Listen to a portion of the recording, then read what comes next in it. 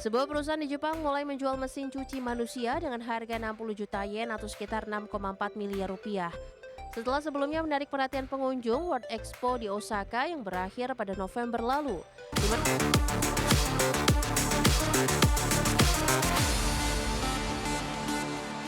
Pemirsa, sebuah perusahaan di Jepang mulai menjual mesin cuci manusia dengan harga 60 juta yen atau sekitar 6,4 miliar rupiah. Di mana prototipe perangkat ini memicu antrean pengunjung World Expo di Osaka yang dikunjungi lebih dari 27 juta orang. sebuah perusahaan di Jepang mulai menjual mesin cuci manusia dengan harga 60 juta yen atau sekitar 6,4 miliar rupiah. Setelah sebelumnya menarik perhatian pengunjung World Expo di Osaka yang berakhir pada November lalu, di mana prototipe perangkat ini memicu antrian di pameran yang dikunjungi lebih dari 27 juta orang tersebut. Seperti namanya, mesin akan mencuci manusia yang ada di dalam sehingga penggunanya perlu berbaring di dalam pot, lalu menutup pot dan kemudian dibersihkan seperti pakaian di mesin cuci sambil musik diputar. Dibuat oleh perusahaan Jepang Science, perangkat ini merupakan pembaruan dari produk yang dipamerkan saat Osaka terakhir kali menjadi tuan rumah acara tersebut pada 1970. Juru bicara Jepang Science, Sachiko Mekura, mengatakan bahwa mesin ini tidak hanya membersihkan tubuh pengguna, melainkan juga sambil memantau detak jantung dan tanda-tanda vital lainnya. Bahkan sebuah perusahaan resort Amerika Serikat telah menghubungi Science untuk menanyakan ketersediaan prototipe di pasar global. Adapun sebuah hotel di Osaka menjadi pembeli pertama dan tengah mempersiapkan untuk menawarkan layanan tersebut kepada tamu-tamu hotel. Di mana mesin ini juga menarik perhatian Yamada Denki sebagai rantai retail elektronik konsumen besar di negeri Sakura. Dengan demikian, pihak perusahaan berharap mesin baru tersebut dapat menarik perhatian warga lokal maupun mancanegara. Berbagai sumber, IDX Channel.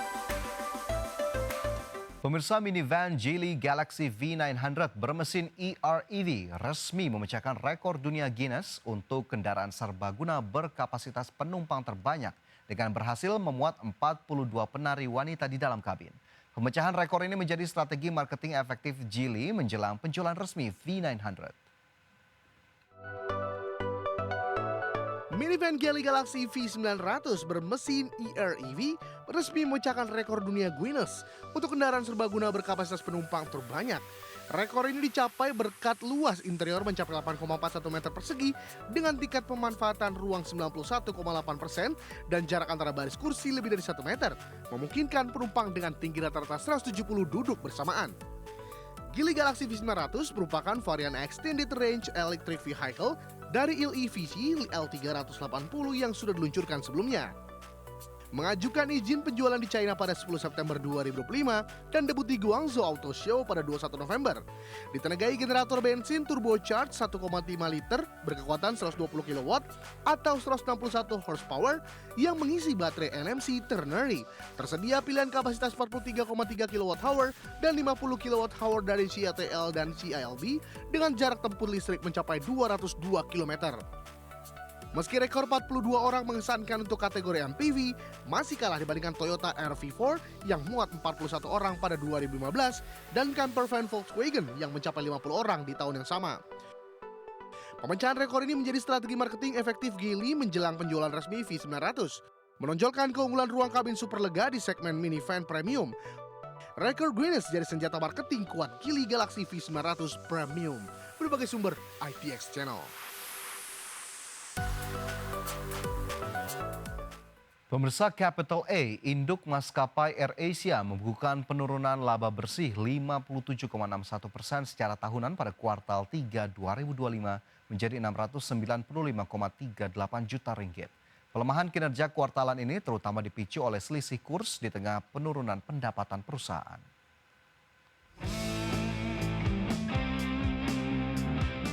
Capital A melaporkan laba bersih 695,38 juta ringgit atau sekitar 2,8 triliun pada kuartal 3 2025, turun lebih dari separuh dibanding periode yang sama tahun lalu. Manajemen menyebut tekanan utama berasal dari kerugian selisih kurs yang membebani kinerja keuangan perusahaan. Pendapatan kuartalan juga melemah 8,13% year on year menjadi 447,41 juta ringgit. Meski kinerja kuartalannya tertekan, Capital A tetap memperluas bisnis di berbagai segmen utama. Ekspansi dilakukan di lini perjalanan, logistik, layanan pemeliharaan dan perbaikan pesawat, serta berbagai usaha pendukung perjalanan lainnya. Perusahaan menilai diversifikasi operasional penting untuk menjaga pertumbuhan jangka panjang. Adapun untuk periode 9 bulan pertama 2025, Capital A justru mencatat pertumbuhan kuat. Laba bersih melonjak lebih dari 2 kali lipat menjadi 2,83 miliar ringgit, sementara pendapatan meningkat 7,84% year on year menjadi 1,28 miliar ringgit. Kinerja kumulatif ini menunjukkan fundamental perusahaan tetap positif meski menghadapi tekanan fluktuasi kurs pada kuartal terbaru. Berbagai sumber, IDX Channel. Operasional armada Airbus kembali mendekati normal setelah pembaruan software darurat terhadap ribuan pesawat A320 Family berhasil dipercepat. Langkah ini dilakukan untuk meredam kekhawatiran keselamatan usai temuan kerentanan terhadap radiasi matahari.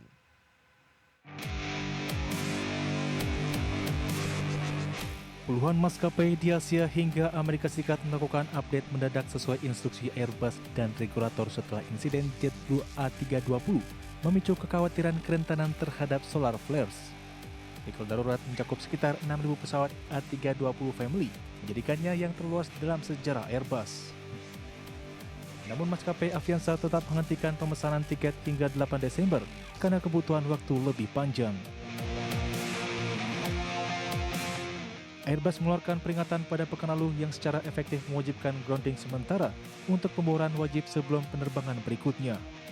CEO Fleya Adil Stephen Greenway mengaku terkejut karena prosesnya jauh lebih cepat dari perkiraan meski penuh kompleksitas. Peringatan ini memicu kekhawatiran gangguan perjalanan di akhir pekan Thanksgiving Amerika Serikat yang sangat padat. Adapun dalam 24 jam, insinyur berhasil mengidentifikasi pesawat berdampak satu persatu, sehingga jumlah pesawat yang perlu diperbaiki turun signifikan. Perbaikan dilakukan dengan mengembalikan software ke versi sebelumnya menggunakan perangkat data loader yang dibawa langsung ke kokpit demi keamanan cyber. Sejumlah armada A320 yang lebih tua memerlukan penggantian komputer, namun jumlahnya telah jauh di bawah perkiraan awal 1.000 unit. Berbagai sumber untuk IDX Channel. Pemirsa, masyarakat Amerika Serikat tetap antusias berbelanja pada momen Black Friday meski kondisi ekonomi belum pasti. Di mana belanja online masyarakat saat Black Friday bahkan mencapai rekor 11,8 miliar dolar Amerika atau sekitar 196 triliun rupiah, naik 9,1% dari tahun lalu. Belanja daring masyarakat Amerika Serikat saat Black Friday tahun ini menembus 11,8 miliar US dollar dan melampaui proyeksi awal. Data Adobe Analytics menunjukkan lonjakan 9,1% dibandingkan tahun sebelumnya, sementara belanja online pada hari Thanksgiving mencapai 6,4 miliar US dollar. Kategori dengan peningkatan terbesar meliputi konsol game, elektronik, dan peralatan rumah tangga. Sementara perubahan perilaku belanja membuat konsumen lebih memilih transaksi digital ketimbang mengunjungi toko fisik. Black Friday yang dulu identik dengan antrean panjang dan keramaian kini semakin didominasi pembelian online. Pergeseran ini memperkuat posisi e-commerce sebagai kanal utama belanja musim liburan. Adapun data Retail Next mencatat lalu lintas pengunjung toko turun 3,6% dibandingkan tahun lalu. Penurunan ini mencerminkan berkurangnya minat masyarakat untuk berbelanja langsung di mal dan pusat perbelanjaan. Meski demikian, penjualan secara keseluruhan tetap kuat berkat pertumbuhan signifikan di platform digital. Berbagai sumber, IDX Channel. Alibaba resmi merilis kacamata AI terbaru bernama Quark sebagai langkah masuk ke pasar perangkat wearable yang kini dikuasai Meta. Perangkat ini dibanderol mulai 1.899 yuan dan terintegrasi dengan ekosistem aplikasi Alibaba. Kacamata Quark hadir dengan desain menyerupai kacamata biasa berbahan plastik hitam dan ditenagai model AI Qwen. Perangkat ini mampu menjalankan berbagai fungsi seperti terjemahan langsung hingga pengenalan harga otomatis saat pengguna berbelanja. Alibaba menegaskan kacamata ini akan terhubung erat dengan layanan mereka seperti Alipay dan Taobao. Peluncuran Quark menjadi ekspansi besar Alibaba ke sektor AI konsumen setelah sebelumnya tertinggal dari para pesaing. Analis menilai perangkat ini dirancang sebagai asisten kehidupan yang memanfaatkan kekuatan Alibaba di bidang belanja, pembayaran, dan navigasi. Strategi ini disebut sebagai upaya perusahaan mengamankan pintu masuk traffic digital generasi berikutnya di tengah ketatnya persaingan e-commerce. Quark telah tersedia di platform e-commerce besar seperti Tmall, JD.com, dan Douyin, meski angka penjualannya belum diumumkan. Adapun pasar wearable AI kini diwarnai persaingan antara raksasa global seperti Meta, Apple, dan Samsung yang merilis berbagai perangkat berbasis komputasi AI. Di China, kompetisi juga meningkat seiring peluncuran produk serupa dari Xiaomi dan Baidu yang turut memperluas pasar perangkat AI. Berbagai sumber IDX Channel.